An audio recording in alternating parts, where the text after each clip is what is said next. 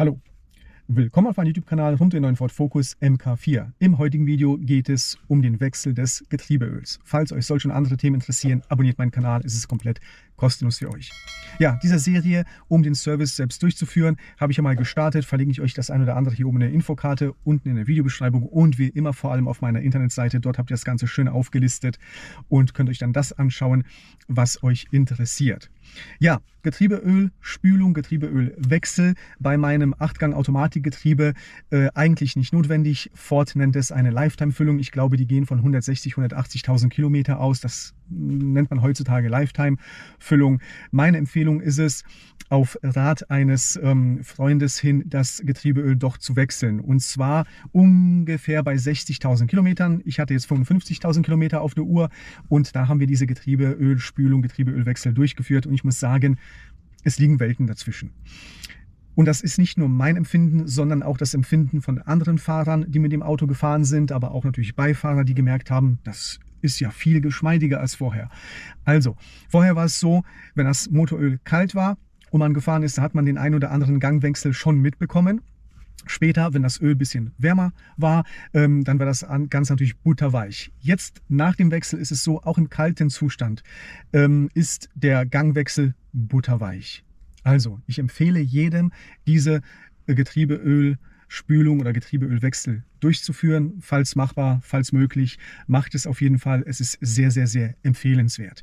Alleine, ohne Hilfsmittel, ohne Hebebühne, ohne sonstiges eigentlich nicht zu machen.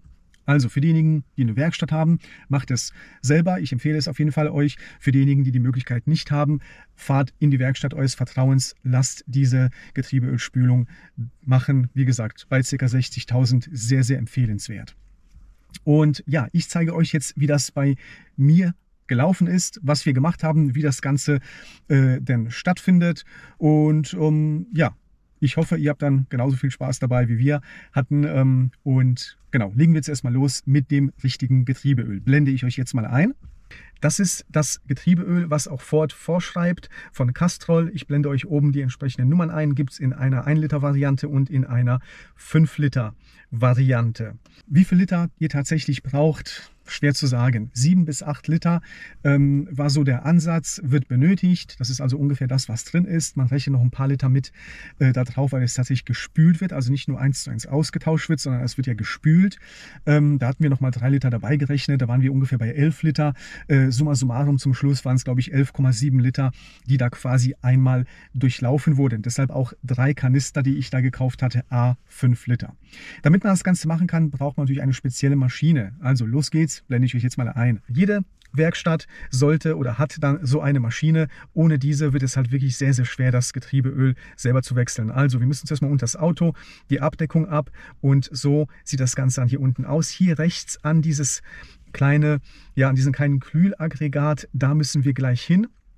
Und dort machen wir dann auch die Schläuche ab. Wie wir hier sehen, das ist das, wo wir eigentlich ran müssen. Dieser Schlauch und der Schlauch nebendran müssen ab, also damit wir im Prinzip einen Kreislauf haben, damit man das Ganze auch wirklich irgendwie vernünftig abbekommt. Wie ihr schon seht, ohne Hebebühne nicht machbar. Müssen 3 Schrauben hier gelöst werden von diesem Kühlaggregat. Hat man alle 3 Schrauben gelöst, ist dann auch dieses Kühlaggregat auch lose. Man hat also mehr Möglichkeiten, diese Schläuche dann auch abzuziehen. Ansonsten sind sie wirklich sehr, sehr kurz bemessen, auch sehr starr, sehr eng. Es ist also nicht einfach so möglich, diese Schläuche da abzumachen. Hat man das Ganze also gelöst, ist dieses Kühlaggregat dann so lose, wie es halt hier der Fall ist, dann müsst ihr halt diese Schläuche abmachen. Ist echt Fummelarbeit, deshalb filmen kann man da super schwer.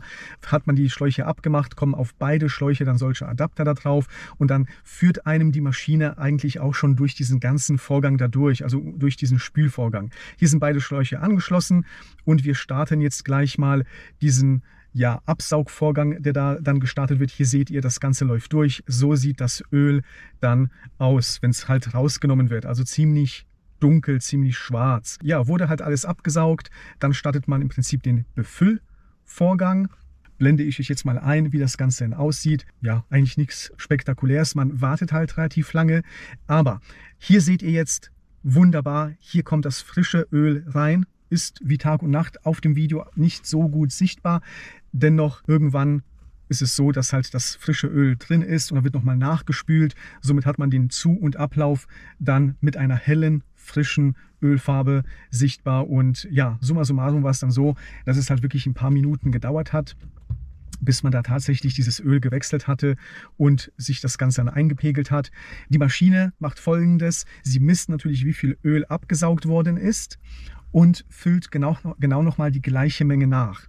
Und dann ist es halt so, dass man das Ganze dann auch nochmal mit zusätzlich spült, also mit diesen 3 Litern. Es wird also nochmal 3 Liter abgesaugt, in unserem Fall 3 Liter nochmal mit hinzugefügt. Und hier seht ihr jetzt auch langsam, die Farbe hin und zurück wechselt langsam in die richtige Richtung, so wie wir es halt haben wollen.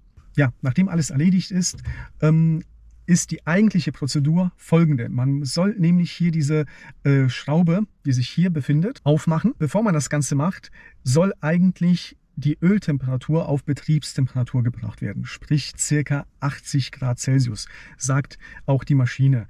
Und naja, trotz allen möglichen Versuchen, die Temperatur zu erreichen, ist uns nicht gelungen. Der Idealzustand wäre so: Man bringt die Öltemperatur auf 80 Grad, öffnet dann diese Schraube und lässt im Prinzip das Öl ablaufen, bis es zu Ende abgelaufen ist. Also ja, Oberkante, Unterlippe sozusagen. Dann macht man die Schraube wieder zu und dann weiß man, es ist die richtige Menge Öl im System. Trotz aller möglichen Versuche, trotz Hebebühne, Vollgas und sonstigen über mehrere Minuten da die Temperatur ein bisschen halt hoch zu pushen, natürlich mit Gänge durchschalten und, ist es uns nicht gelungen, die Temperatur von 80 Grad zu erreichen. Sprich, wir haben diese Prozedur, um das Öl dann abzulassen, nicht durchgeführt.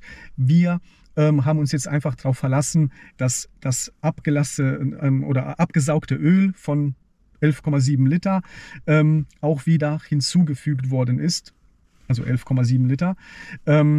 Und somit der Ölstand genau der gleiche ist, wie er auch bei der Originalbefüllung war. Ansonsten, wie ihr gesehen habt, ja, das Öl haben wir maximal auf ca. 55 Grad bekommen. Mehr ging leider nicht. Lange Rede, kurzer Sinn. Ihr habt gesehen, wie das Ganze denn prinzipiell funktioniert.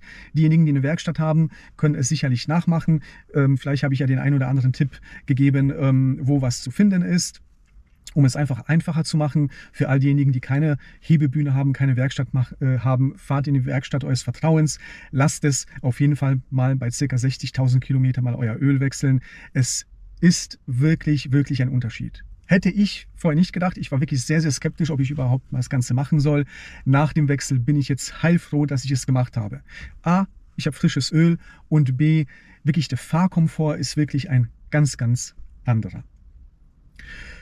Gut, das war es jetzt zu diesem Service. Vielleicht nicht für jedermann zum Nachmachen, aber dennoch vielleicht für den einen oder anderen als Gedankenanstoß, es vielleicht doch nochmal durchzuführen und nicht auf die Lifetime-Füllung irgendwie zu schieben und zu sagen, ich wechsle das niemals. Okay, das war's zu diesem Video. Ich hoffe, es hat euch gefallen. Ich wünsche euch noch einen schönen Tag und bis zum nächsten Mal. Macht's gut. Ciao.